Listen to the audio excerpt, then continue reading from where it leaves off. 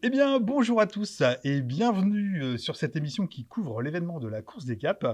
Nous sommes aujourd'hui en direct de la FNAC avec Laetitia Saudemont d'Areas Assurance qui est notre partenaire. Je suis Fabien d'Askip Media et vous êtes sur Course des Caps Info.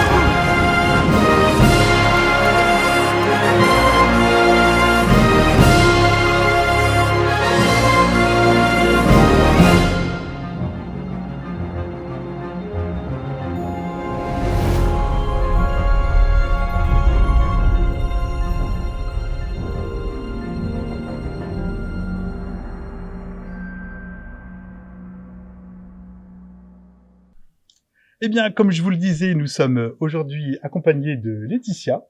Alors Laetitia, bienvenue à toi. Merci. Est-ce que tu es contente de découvrir cet événement avec moi? Mais bien sûr, c'est un grand plaisir. Bon, je crois que la voile, ça te plaît et je crois que tu connais depuis longtemps, il me semble. C'est tout à fait ça. Alors explique-nous un petit peu.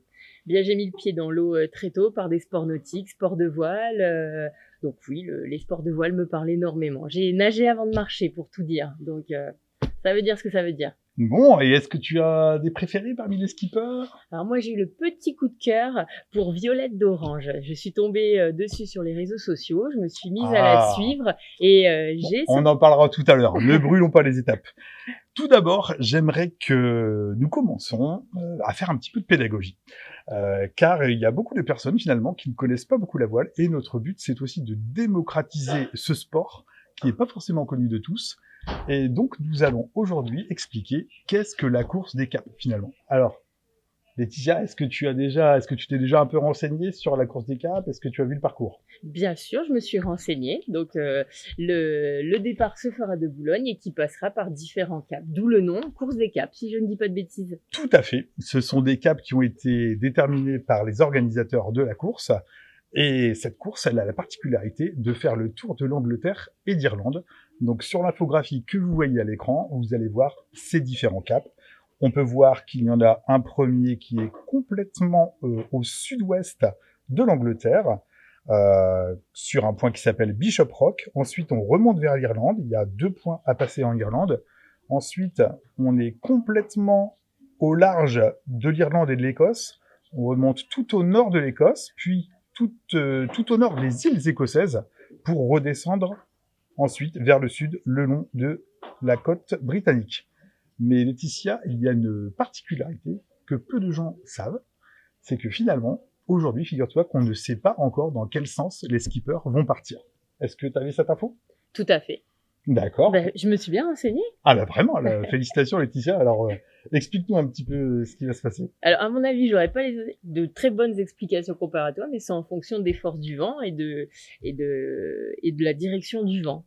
Tout à fait. En fonction des conditions météorologiques, la direction de course va décider vraisemblablement vendredi soir ou samedi matin dans quel sens va s'effectuer la course.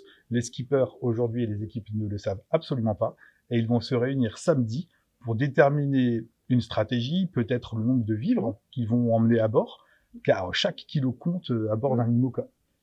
En parlant d'IMOCA, ma chère Laetitia, est-ce que tu sais ce que c'est qu'un IMOCA? Évidemment.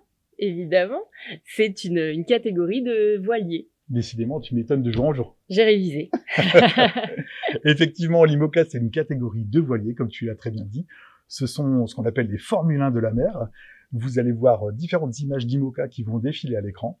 Vous verrez notamment qu'ils ont une particularité, c'est leur largeur et la hauteur de mât. On a un mât extrêmement haut avec une coque très ramassée. C'est un monocoque.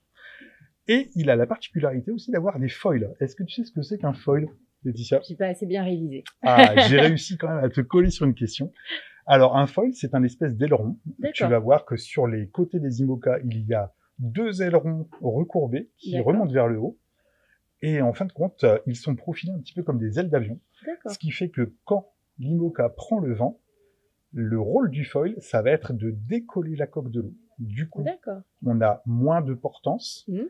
on a moins de surface de contact avec le bateau qui déplace moins d'eau et du coup qui peut prendre des vitesses affolantes. D'accord. Est-ce que tu as une idée, ma chère Laetitia, à quelle vitesse peut monter un IMOCA? Je dirais non. Non, j'ai pas de. Non, j'ai pas de. Je dirais une bêtise. Eh bien écoute, figure-toi qu'un IMOCA peut aller jusqu'à 40 nœuds. D'accord. 40 nœuds, ça représente 75 km/h. Ce qui est pas mal. Alors, c'est vrai que pour nous, dans nos voitures, 75 km/h, ça peut sembler pas très rapide, mais il faut savoir que sur l'eau, avec les éléments et les vagues qui claquent sur la côte, dis-toi que quand tu es à bord d'un IMOCA qui va à 40 nœuds, c'est l'équivalent de rouler pour nous à 280 km/h sur l'autoroute. Je te laisse imaginer les sensations pour les skippers à chaque VAD qu'ils passent. Donc voilà, ce sont des bateaux très impressionnants, ce sont des bateaux qui ont de nombreuses prouesses techniques, ultra légers, avec des mâts en carbone extrêmement solides, mais c'est vraiment un pilotage millimétré, on va dire. J'entends bien. Alors Laetitia, est-ce que tu es contente maintenant d'avoir plus d'infos techniques Mais tout à fait, sur toute cette course? Très intéressant. Bon, eh bien, c'est parfait. J'aimerais bien vous montrer, je vais remontrer un petit peu la carte de la course qu'on avait vue tout à l'heure. Et je vais vous montrer maintenant, en surimpression, la carte météo du jour. Alors, comme vous pouvez le voir, on a une dépression qui se situe à mi-chemin entre l'Écosse et l'Angleterre et qui se déplace lentement vers le sud, puisque les vents actuellement sont situés plutôt nord-ouest-nord. Et voilà, on ne sait pas encore comment ça va évoluer dans les prochains jours, mais pour l'instant, on peut dire que les conditions sont assez musclées, ma chère Laetitia. D'accord. Ce soir, notamment ce jeudi soir, on attend 35 nœuds en rafale en mer au large de Boulogne. Mais, comme tu le sais, le vent, ça fluctue. Ça monte, ça descend. Et on n'est pas du tout garanti d'avoir les mêmes conditions dimanche matin. Alors maintenant, ma chère Laetitia, tu es parfaitement au courant, puisque toi-même, tu vas participer à une sortie qu'on organise. Figure-toi qu'hier soir, on faisait la première sortie bateau. D'accord. On a organisé une petite sortie avec le Yacht Club Boulonnais, le directeur de l'école de voile. Et ça s'est très très bien passé. On avait des conditions parfaitement calmes. On est sorti du port. Et vous allez voir tout de suite ça en images avec notre petit reportage. À tout de suite.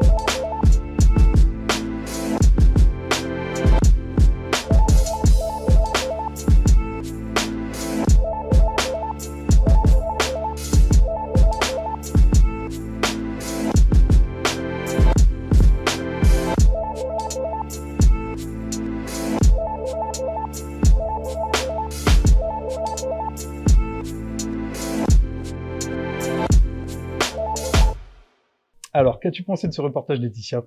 Très intéressant. Ça te donne envie? Toi, tu vas participer samedi à cette Oui, petite et sortie en verre? j'ai vraiment hâte d'y Bon, participer. sache que là, tu as vu que c'est des conditions particulièrement Oui. calmes. Je ne peux pas te garantir que samedi, ce soit la même. On attend des rafales à 25 nœuds de vent, donc prépare tes Ça va baskets. bouger. Ça va être sportif. Voilà, notre émission touche à sa fin, mes chers amis. J'aimerais au passage remercier le magasin Le Fleuriste Brindille pour ce magnifique bouquet qui décore notre table. Comme chaque émission, nous allons vous faire gagner des cartes cadeaux. Donc n'oubliez pas de liker, de commenter, de partager notre vidéo ainsi que notre publication Facebook.